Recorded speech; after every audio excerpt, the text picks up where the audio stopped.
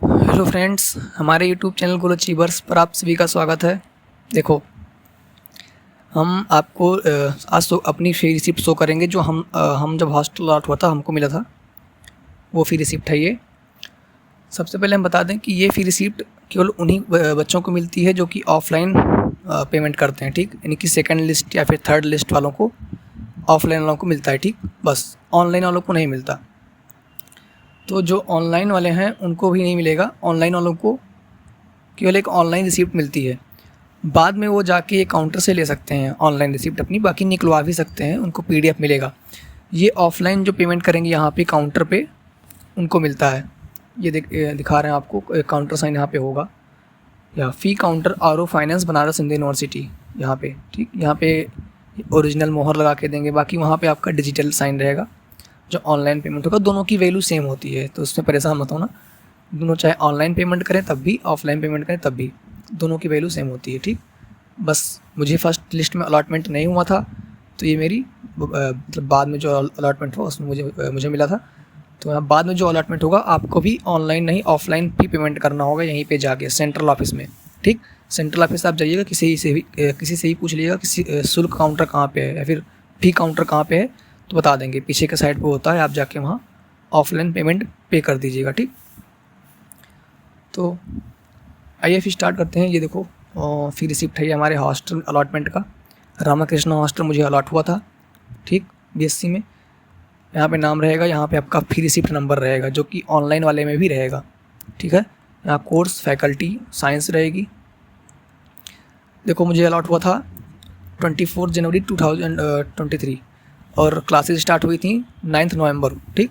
9 नवंबर को classes start हुई थी और 17-18 नवंबर तक अलॉटमेंट हुआ था फर्स्ट लिस्ट वालों का, और फिर 24 जनवरी को मुझे अलॉट हुआ था, ठीक। सब्जेक्ट रहेगा फर्स्ट इंस्टॉलमेंट, यानी कि पहली इंस्टॉलमेंट फ़ी होती है, एक ही इंस्टॉलमेंट में पूरी फ़ी जमा हो जाती है।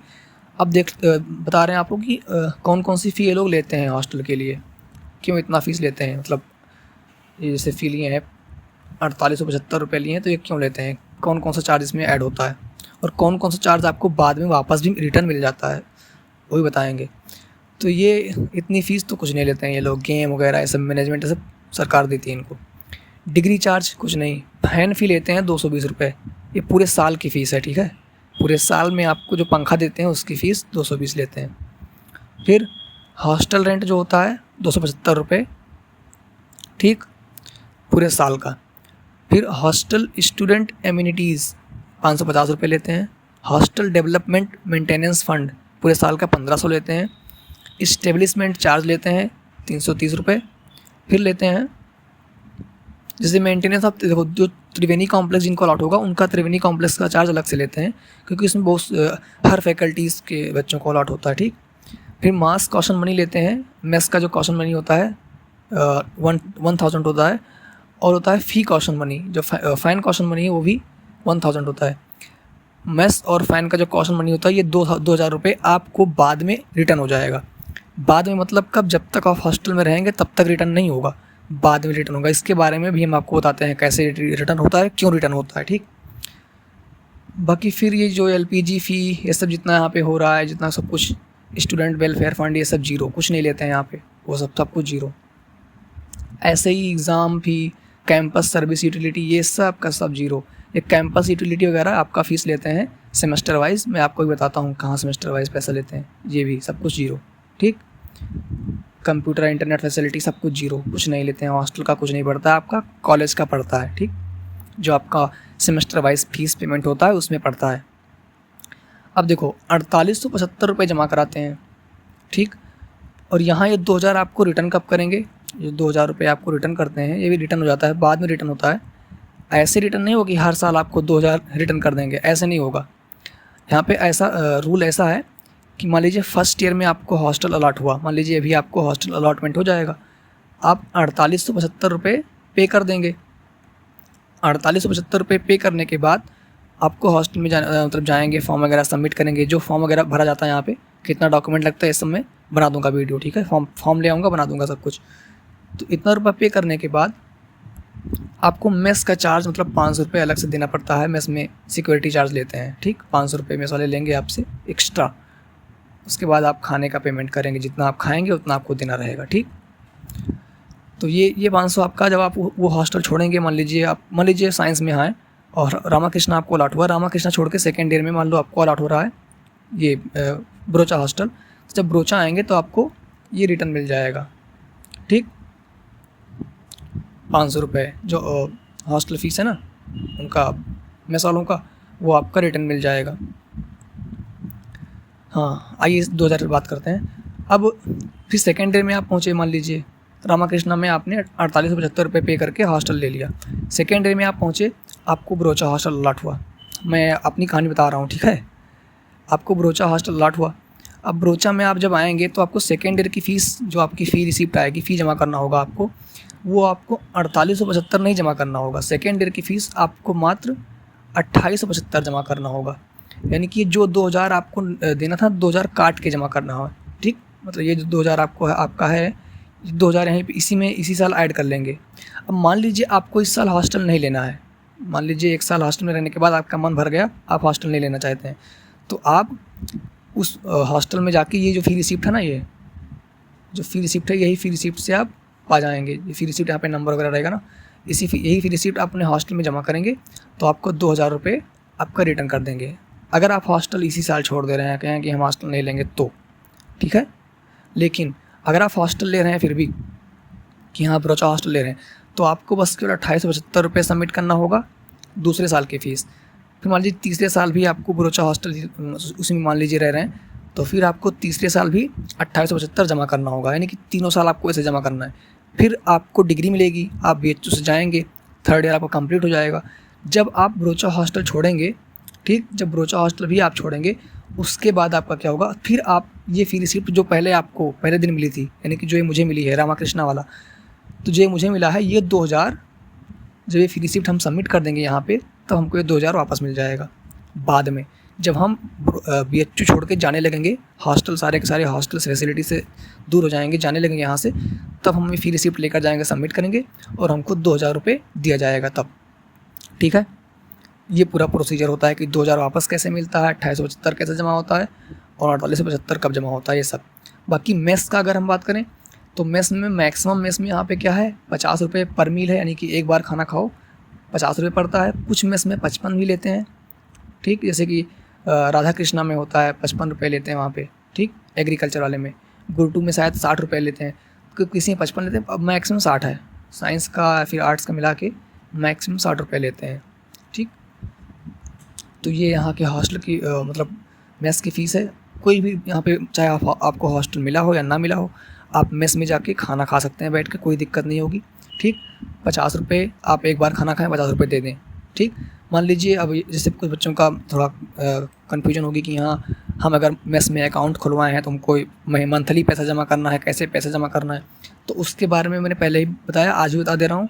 ऐसा होता है जैसे मान लीजिए आपने यहाँ पे अकाउंट खुलवा लिया मेस में, ठीक, नाम लिखवा लिया कि हाँ इस रूम नंबर में मैं रहता हूँ, मेरा नाम लिख लीजिए। नाम लिखवाने के बाद आपको 500 रुपये जो सिक्योरिटी देना होता है ना, सिक्योरिटी तो आपको 500 देना ही देना है। ये सिक्योरिटी आपकी तब रिटर्न होगी जब आप वो वाला हॉस्टल छोड़ेंगे तब, ठीक है। 500 सबमिट कर दिए मेस में सिक्योरिटी चार्ज होता है। उसके बाद आप मान लीजिए फिर आप खाना खाएँगे, मतलब स्टार्ट करेंगे। जितना आप खाएंगे ना उतना आपका टिक करते जाएंगे। डायरी रहती है, मंथली डायरी, उसमें उस डेट के सामने आपका टिक करते रहेंगे कि हाँ आपने सुबह खाना खाया था, शाम को खाना खाया था, ऐसे ठीक टिक करते रहेंगे। तो आप मान लीजिए एक महीने में मान लीजिए 20 मील खाना खाए, मतलब 20 बार आप खाना खाए एक महीने में, उस मेस में सुबह और शाम दोनों मिला के 20 मील आप खाना खाए, तो आपका कितना रुपया हुआ 50 रुपये के हिसाब से 1000 रुपये हुआ। तो आप 1000 रुपये जमा कर दीजिए मंथली, मतलब जब कंप्लीट हो जाए तब, ठीक। या फिर आप ऐसा भी कर सकते हैं, आप बीच में पैसा दे दीजिए तब भी कोई दिक्कत नहीं है। मतलब आप 500 पहले ही सबमिट कर दिए, मतलब ये जो कॉशन मनी है यहाँ पे जो सिक्योरिटी मनी है 500 जमा कर दिए, उसके बाद 500 आप दे दिए कि हाँ महाराज जी लीजिए 500 रुपये आप रख लीजिए, हम खाना खाएंगे, इसमें आप काटते रहिएगा, ठीक। तो आप जितने मील खाएंगे आपका उतना ही पैसा कटने वाला है। ऐसा नहीं है कि मान लीजिए आप किसी दिन खाना नहीं खाए तब भी आपको टिक कर देंगे, पैसा काट लेंगे, ऐसा नहीं है। यानी कि आप 500 में आप 10 मील खाना खा सकते हैं, यानी कि 10 बार आप जाके खाना खा सकते हैं। अब ये 10 बार आप चाहे पूरे महीने में 10 बार खा लिए हम इसमें खाना खाएं, बाकी कहीं बाहर खाएं, या फिर लगातार 10 बार खा लें, ठीक। तो ऐसे फिर यहाँ पे होता है, ठीक। बाकी अगर आपको खाना पसंद नहीं आ रहा है, कोई दिक्कत है, तो भाई एक हॉस्टल में दो या दो से ज़्यादा मेस होते हैं। जैसे कि रामाकृष्णा की बात करें तो मैं वहाँ पे एक्सपीरियंस हूँ, वहाँ पे केवल 2 मेस है। ब्रोचा में लगभग 6 से 7 मेस है। ठीक, ब्रोचा में लगभग 6 से 7 मेस है। तो आपको किसी न किसी मेस का खाना तो अच्छा लगेगा ही लगेगा। ठीक, ये ब्रोचा का हो गया, रामाकृष्णा का हो गया, और भी सभी हॉस्टल्स में, जैसे कि अगर हम बात करें राधा कृष्णा का, एग्रीकल्चरल का, तो एक हॉस्टल नीचे है और एक हॉस्टल ऊपर है। हॉस्टल नहीं, मेस। एक हॉस्टल में एक नीचे मेस है, एक ऊपर मेस है। तो आपको जहाँ का खाना पसंद है वहाँ आप खाना खा सकते हैं। ठीक, कोई ज़रूरी नहीं है कि अकाउंट हो तभी आप खाना खाएं। यहाँ तक कि जो बाहर बच्चे रूम लेके रह रहे हैं वो हॉस्टल में आके हॉस्टल का मेस का खाना खा सकते हैं 50 रुपये दे के। ठीक, एक मील का। बाकी अगर चाहें तो नाम भी लिखवा सकते हैं वो भी अपना। ठीक है, तो ये हो गया मेस का खाना कैसे क्या क्राइटेरिया है, पूरा सब कुछ। और अगर आपको कुछ जानना हो, क्वेरी हो, तो आप कमेंट कीजिएगा। हाँ, एक बात और, जो PWD वाले हैं ना, जो फिजिकली हैंडीकैप्ड हैं, PH वाले, इनके लिए जो मेस में होता है, ये शायद 2 अक्टूबर के बाद से मेस का खाना इनको फ्री मिलता है। ठीक, 2 अक्टूबर के बाद से इनको मेस का खाना शायद 6 महीने या 7 महीने तक फ्री मिलता है इनको खाना। इनका पैसा सरकार देती है, BHU फैसिलिटी देती है। ठीक, तो इस पे कोई भी जितनी इन्फॉर्मेशन है मैं उसको इन्फॉर्मेशन इकट्ठा करके बता दूंगा कैसे क्या होता है। ठीक, बाकी हॉस्टल में स्पोर्ट्स एक्टिविटी है, इंटर हॉस्टल टूर्नामेंट होता है, अभी यहाँ पे स्टार्ट होने वाला है इंटर हॉस्टल टूर्नामेंट। ठीक, टूर्नामेंट वगैरह होता है, स्पोर्ट्स अच्छा खासा है, ग्राउंड बड़े बड़े हैं। जैसे ब्रोचा में तो बहुत सारे ग्राउंड हैं, हर एक हॉस्टल में एक ना एक ग्राउंड ज़रूर है। ठीक, तो ग्राउंड की फैसिलिटी मिलती है। रामाकृष्णा हॉस्टल में तो भाई वॉशिंग मशीन भी है, यहाँ तक कि हम लोग सीनियर हैं ब्रोचा हॉस्टल में, हम लोगों को वॉशिंग मशीन की सुविधा नहीं दी गई है। लेकिन रामाकृष्णा में जूनियर्स के लिए वॉशिंग मशीन की सुविधा है। वो वाईफाई की सुविधा तो हॉस्टल में 24 घंटे रहती है। ठीक, पानी की दिक्कत नहीं है, वाटर कूलर लगा हुआ है, RO लगा हुआ है, पानी भी साफ़ सुथरा एकदम बढ़िया, एकदम ज़बरदस्त सब कुछ। ठीक, सारी फैसिलिटीज़ हॉस्टल में आपको मिलेंगी। मेडिकल फैसिलिटीज़ मैंने बता ही दिया आपको। हेल्थ कार्ड पे ठीक वीडियो मैंने बना दिया था, अभी आप देखे होंगे। हेल्थ कार्ड पे नहीं देखे होंगे जाके देख लीजिएगा हेल्थ कार्ड पे वीडियो। मैं सारी वीडियो CVT प्लेलिस्ट में, एक प्लेलिस्ट है मेरा यूट्यूब चैनल पे CVT नाम से, CVT से रिलेटेड, यानी कि जूनियर इस बार जितना एडमिशन हुआ है उससे रिलेटेड सब कुछ मैंने उसी प्लेलिस्ट में अपलोड किया है। तो आप लोग जाके, आपको जिस भी टॉपिक पे देखना हो आप जाके वीडियो देख सकते हैं वहाँ पे। ठीक है, हॉस्टल से लेके अलॉटमेंट से लेके सब कुछ मैंने उस पर अपलोड किया है। लगभग 60 से 70 वीडियो होंगे, सारी वीडियोज़ आप देख लीजिएगा जाके। मतलब जो भी आपको, जिसमें आपको इंटरेस्ट होगा, जो भी आपको जानना होगा, आप जाके देख लीजिएगा। हॉस्टल फैसिलिटी सब कुछ मैंने बना दिया है। ठीक है, तो ये रहा आपका हॉस्टल का। और अगर आप हॉस्टल में और कुछ, हाँ, लाइट की अगर बताएं तो लाइट वगैरह उतना नहीं कटती, क्योंकि BHU का अपना खुद का पावर हाउस है। अगर कटती भी है तो ज़्यादा से ज़्यादा 10 मिनट या 5 मिनट के लिए कटती है कभी कभी। ठीक, बाकी 24 घंटे आपको लाइट की सुविधा मिलती है। सब कुछ हॉस्टल में आप क्या क्या रख सकते हैं, क्या क्या नहीं, ये भी मैंने बता दिया। हॉस्टल्स के रूल्स एंड रेगुलेशंस पे मैंने जल्दी ही एक वीडियो बनाया था, आप लोग उम्मीद है देखे होंगे, नहीं देखे हैं तो जाके देख लीजिए। हाँ, अब हम बात करते हैं यहाँ के फ़ी के बारे में। फ़ीस, BHU फ़ी कलेक्शन, ऑनलाइन फ़ी कलेक्शन। देखो, फर्स्ट ईयर में जो आपका फ़ीस पेमेंट होता है ना, पूरे साल का एनुअल फ़ी, वो तो पेमेंट होता ही है। बाकी नेक्स्ट सेमेस्टर में भी आपका 325 रुपये लेते हैं। ठीक, मान लीजिए फर्स्ट सेमेस्टर में भी आपने फ़ी पेमेंट किया है, ऑनलाइन पोर्टल पर 2000 रुपये पेमेंट किया है। उसके बाद जब आप सेकंड सेमेस्टर में जाएंगे, वो तो एनुअल फ़ी है ही, बाकी सेकंड सेमेस्टर में आपको 325 रुपये एग्जामिनेशन फ़ी पेमेंट करना होगा। ठीक, ऐसे पूरा आपको भी ऐसे BHU फ़ी कलेक्शन का पूरा सब कुछ मिलेगा पोर्टल पे। ठीक, सब कुछ मिलेगा ऐसे, जिसमें कि फ़ी क्यों लेते हैं ऐसा बता रहे हैं आपको। जैसे मेरा 4th सेमेस्टर का फ़ी है, हाँ, ये मेरा फ़ी है, तो इसमें केवल फ़ी लेते हैं, दिखा रहे हैं आपको, ये देखो। एकेडमिक असेसमेंट के लिए फ़ी लेते हैं केवल 100 रुपये। ठीक, और एक लेते हैं कैंपस सर्विस एंड यूटिलिटी फ़ी 150 रुपये, और ट्यूशन फ़ी भाई 75 रुपये। ट्यूशन फ़ी तो भाई बहुत कम है, 75 रुपये ट्यूशन फ़ी, बस इतना ही चार्ज आपसे किया जाता है। बाकी कोई फ़ी नहीं लिया जाता, बाकी सारी फ़ीस आपकी एनुअल फ़ी में ऐड कर लिया जाता है जो आपने पेमेंट किया होगा पोर्टल पे। ठीक, ऐसे ही फिर ऐसे ही एक लिस्ट आती है आपकी, जिसमें और भी फ़ी, एग्ज़ाम फ़ी, ये सब फ़ी जितना होगा, और मतलब ये सब ऐड करके जो आपका एनुअल फ़ी आती है। यानी कि सेकेंड ईयर में आप जब आप पहुँचेंगे तो सेकेंड ईयर में भी आपका पूरा एनुअल फ़ी सबमिट होगा ना, तो वो सब कुछ एनुअल फ़ी में आएगा। ठीक, सारा का सारा utility, campus charge, game charge, सब कुछ लेते हैं उसमें। तो ओवरऑल यही 2000 के आसपास पेमेंट होता है। ठीक, तो उम्मीद है आप लोगों को इससे रिलेटेड सारी जानकारी मिल गई होगी। बाकी हॉस्टल अलॉटमेंट भाई हो रहा है, तो थोड़ा आप लोग अपना ईमेल और पोर्टल चेक करते रहिए। मार्क्स आपके जितने भी हों, कम हो ज़्यादा हो, फिर भी आप लोग चेक करते रहिए। बाकी हॉस्टल से रिलेटेड और भी कोई भी इन्फॉर्मेशन मुझे मिलती है, छोटी से छोटी इन्फॉर्मेशन, तो मैं आपको प्रोवाइड करता हूँ। हाँ, मैं थोड़ा इसमें लगा हुआ हूँ कि मुझे पुरानी लिस्ट मिल जाए, जो अब पुराने बच्चों को हॉस्टल अलॉटमेंट हुआ था उसकी लिस्ट मिल जाए, तो मैं आपको उसको प्रोवाइड कर दूँ, दिखा दूँ कि हाँ कितने नंबर तक लास्ट में आप बच्चों को मिल जाता है, हॉस्टल की कितनी लिस्ट आती है, कितने कितने रूम कैसे अलॉटमेंट होता है। बाकी हॉस्टल का फॉर्म में जाके हॉस्टल से ले आ रहा हूँ, कैसे फिल करना है बता दूंगा, आप लोगों को परेशानी नहीं होने वाली। ठीक, तो आप लोग पोर्टल चेक करते रहिए, जैसे ही लिंक आए आप पेमेंट करके हॉस्टल अलॉटमेंट करवा लीजिए। बाकी जिन बच्चों की क्वेरी ये है कि भैया हॉस्टल सही है या फिर बाहर सही है, भाई हॉस्टल इज़ द बेस्ट। मैं कहता हूँ अगर आपको हॉस्टल मिल जाए भाई कभी मत छोड़ना। मैंने भी एक बार सोचा था, क्योंकि मेरा यहाँ पे घर भी है बनारस में, तो मैं सोचा कि मैं हॉस्टल छोड़ दूँ, यहीं पे रहूँ। मतलब बनारस में घर नहीं है मेरा, मतलब एक रिलेटिव का घर है, तो मैं रह सकता था वहाँ पे, कोई दिक्कत नहीं थी मुझे।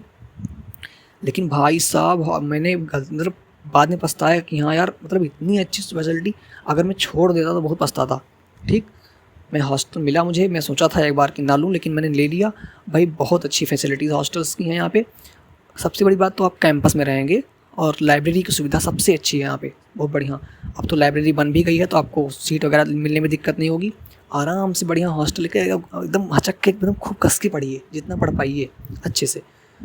बाकी आप लोगों को बहुत बहुत बधाई हो BHU में एडमिशन के लिए। पासबुक वगैरह आप लोग ले लीजिए भाई, जितना जल्दी हो सके, ठीक है।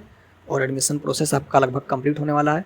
और हाँ, जिन बच्चों का रिफ़ंड वाला दिक्कत है, तो रिफ़ंड का हम बता दें, जब तक हॉस्टल की मतलब हॉस्टल और यहाँ पे एग्ज़ामिनेशन जितना प्रोसीजर है सब कुछ ख़त्म नहीं हो जाता, तब तक रिफ़ंड नहीं आने वाला अभी।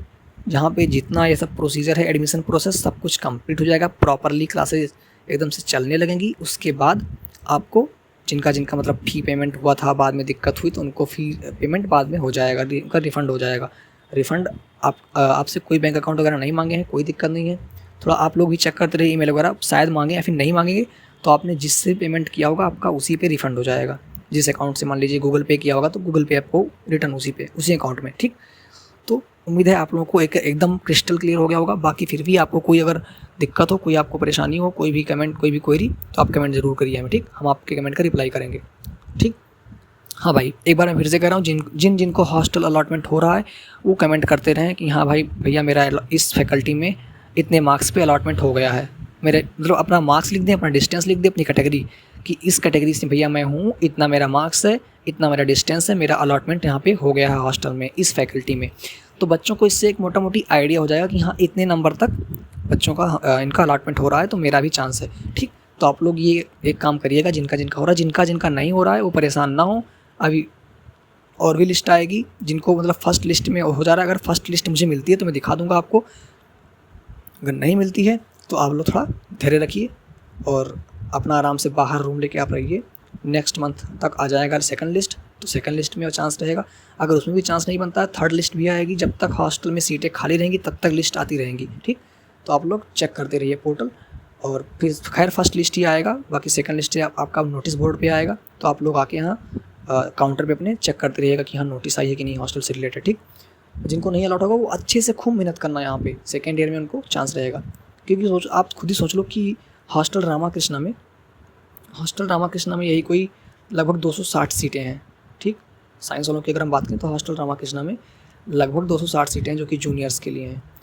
अब उसके बाद ब्रोचा में लगभग सीटें हैं 700, लगभग 700 के आसपास सीटें हैं। अब आप खुद एक रेशियो निकाल लो, ब्रोचा केवल सेकेंड ईयर और थर्ड ईयर वालों के लिए होता है। अब सेकेंड ईयर में आप खुद सोच लो कि कितने बच्चों को हॉस्टल मिल जाएगा। मैक्सिमम बच्चों तक को हॉस्टल मिल जाता है, ठीक है। यहाँ पे जितने बच्चे हैं, अगर अब सेकेंड ईयर में हम लोग यहाँ से जाएंगे, थर्ड ईयर वाले यहाँ से जाएंगे, तो मैक्सिमम बच्चों को यहाँ पे अलॉट हो जाएगा। बहुत से बच्चों का तो JEE वगैरह निकल जाता है, छोड़ देते हैं हॉस्टल, वो रूम खाली हो जाता है, तो वो भी अलॉट कर दिया जाता है बाद में। हाँ, जैसे आप मान लीजिए आए हैं यहाँ पे, तो यहाँ पे अच्छा खासा टाइम मिलता है, तो आप नीट और JEE की प्रिपरेशन आराम से कर सकते हैं बैठ के। मान लीजिए आप प्रिपरेशन कर रहे हैं, हॉस्टल में हैं, ठीक ठाक नंबर आपका आया था तो आपको हॉस्टल मिल गया था, मेरे ऐसे कई दोस्तों का हुआ है। और फिर उसके बाद आप नीट की प्रिपरेशन कर रहे हैं और फिर आपको हुआ निकल आया, तो आपको जाना होगा ना बाद में, ठीक है। तो आपको वहाँ पे जाना होगा, आप जाएंगे नीट और JEE देने, मतलब आपको जो भी अलॉट हुआ कॉलेज वहाँ पे आप जाएंगे, तो आपको हॉस्टल छोड़ना होगा ना, तो वो बच्चे हॉस्टल छोड़ देंगे, और जो बच्चे हॉस्टल छोड़ेंगे वो सीट खाली होगी, तो उसकी फिर से एक लिस्ट आएगी। तो उसके लिए परेशान ना हो, ऐसे लिस्ट आती रहती है, आप लोग चेक करते रहिएगा। बाकी उम्मीद है आपका लगभग तक क्लियर हो गया होगा, और अब आप लोग बिल्कुल भी परेशान मत होइए। हाँ। बढ़िया से एकदम अच्छे से पढ़िए, मस्त एकदम आइए, और कोई भी इन्फॉर्मेशन मुझे मिलती है छोटी से छोटी तो मैं आपको बताऊँगा, ठीक। चलिए फिर चलते हैं और बाद में फिर मिलेंगे आपसे। और हाँ, आप लोग कमेंट कर दीजिएगा जिनका भी हो जाएगा भाई, बच्चों को एक आइडिया हो जाए। हाँ, अपने मार्क्स के साथ में, अपने फैकल्टी के साथ में, अपनी डिस्टेंस के साथ में लिखना, कैटेगरी क्या है, मार्क्स कितने हैं, डिस्टेंस कितना, ठीक। बाकी मैं आपको जानकारी प्रोवाइड करता रहूँगा। धन्यवाद।